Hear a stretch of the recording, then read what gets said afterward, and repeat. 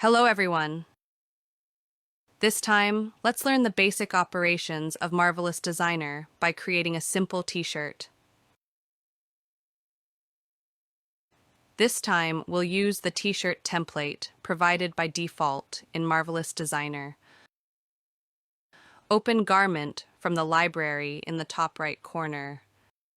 Find T-shirt inside and double-click to load it. This will display a t-shirt with its placement and seams already set up. Although this t-shirt is already complete, we'll intentionally reset its placement and seams so we can learn the operations step by step. First, delete the seams. Select Edit Sewing from the top toolbar, press Ctrl+A to select all seams, then press Delete to remove them. Next, switch the tool to Transform Pattern. To practice placing the pattern on the avatar, select all patterns with Ctrl+A. Then, right-click in the 3D view and select Reset to Dearrangement selected. Here's an important point. Remember how to distinguish between the front side and back side of a t-shirt. In Textured Surface view, gray indicates the wrong side, back, while white indicates the right side, front.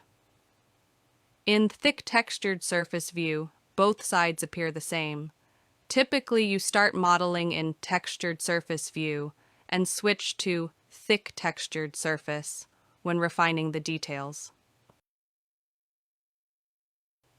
The pattern overlaps with the avatar and is difficult to see, so use the gizmo to move it to the side. Since this t-shirt has the front and back bodice panels separated at the center, we'll merge them first. Switch to the Edit Pattern tool, right-click the center line, and select Merge to combine the patterns. Next, we'll place the pattern on the avatar. To display arrangement points, press the shortcut key Shift+F. Blue arrangement points will appear on the avatar. Select the pattern in the 2D view and move it close to the blue arrangement point in the 3D view. Marvelous Designer will automatically determine front and back and place the pattern correctly oriented. Be careful to place the left and right sleeves correctly. Once you've finished sewing, it's easier to work without the placement points showing, so hide them. Once placement is complete, it's time to sew the pieces together. Marvelous Designer offers 4 types of seam methods. We primarily use 3 types frequently, so let's look at each one. 1. Segment sewing. This function sews a line from point to point and is often used where there are few points along the pattern line. Click the part you want to sew, then click the destination point again to complete the seam. Ensure the direction of the sewing notches is the same on both sides. If the directions are opposite, the fabric will twist when sewn together. 2. Free sewing. Allows you to sew together any distance freely. Click the starting point, drag to your desired position, and click. Then click the starting point on the destination piece, and finally click once more to complete the sewing. 3. MN free sewing. Use this when sewing together 2 or more patterns. For example, let's look at sewing the bodice to the sleeve. First, sew the bodice from the front panel to the back panel, then press the Enter key. Then sew the sleeve, and finally press the Enter key to complete the MN free sewing. Be careful not to forget to press the Enter key, as the sewing will not complete otherwise. Now let's sew the remaining sections. Once sewing is complete, let's see how the garment actually forms. Press the simulation button or the space bar to start sewing in the 3D view. Press the space bar again to stop the simulation. Long press the simulation tool to expand the menu. There are 3 simulation modes: normal, default; animation, stable; fitting, accurate fabric. You can also choose between CPU and GPU. If your PC has a GPU installed, you should be able to select GPU.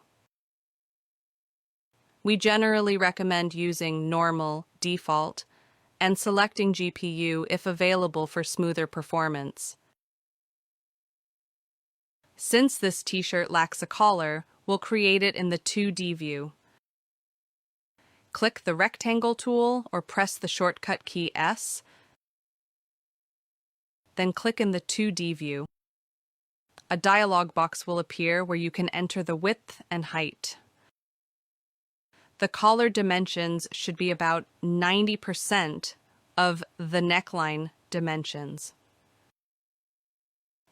Since the neckline distance measured is 473.5 millimeters, set the width to 426 millimeters, 90% of that, and the height to 20 millimeters.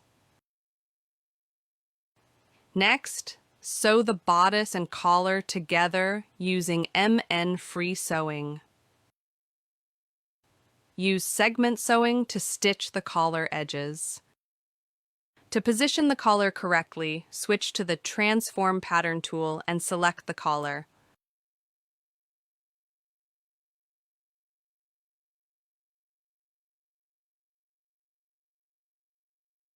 Right-click on the 3D view and select Superimpose Side to neatly position the collar at the neckline. Run the simulation to verify the seam alignment. Set Bond to stiffen the collar and give it structure. Switch to Transform Pattern, select the collar, and find Bond Skive in the Property Editor. Expand it and check Bond to add stiffness to the collar. Bond has various presets with different stiffness levels. Choose one closest to the look you want to achieve. Setting Bond changes the color in the 3D viewport. If you don't want this color change, uncheck Show Bond/Skive in the toolbar under Trim Display. The top edge of the collar has wrinkles, so we'll fix it using elastic. Switch to the Edit Pattern tool and select the top edge of the collar. In the Property Editor, turn on Elastic, set the ratio to around 96, and run the simulation. It should now follow the shape of the neck. Here's an important point about simulation. As you refine the details, you'll need to toggle the simulation on and off frequently. Get used to switching it with the space bar. It will significantly improve your workflow efficiency. With simulation active, you can pull and manipulate the pattern to shape it, refine it until you achieve the desired form. This completes the basic pattern placement and sewing process. Next, we'll adjust the mesh density, a crucial setting. You can change the mesh density by selecting the pattern and modifying the particle distance value in the Property Editor. Lowering the particle distance value allows for more realistic wrinkles and drapes, but this also increases the load on your PC and slows down performance. For workflow, start modeling with a particle distance of 20. Gradually lower it as you work on refining the details. As a final guideline, larger parts like the bodice are often set to 10 to 15, while smaller parts or those with elastic specifications are often lowered to 5. You can choose between triangle, quad optimized, and quad grid for the mesh shape. I often model using quad optimized. The reason is that I feel it allows for a softer representation of the fabric. Try them out and choose the mesh shape that works best for you.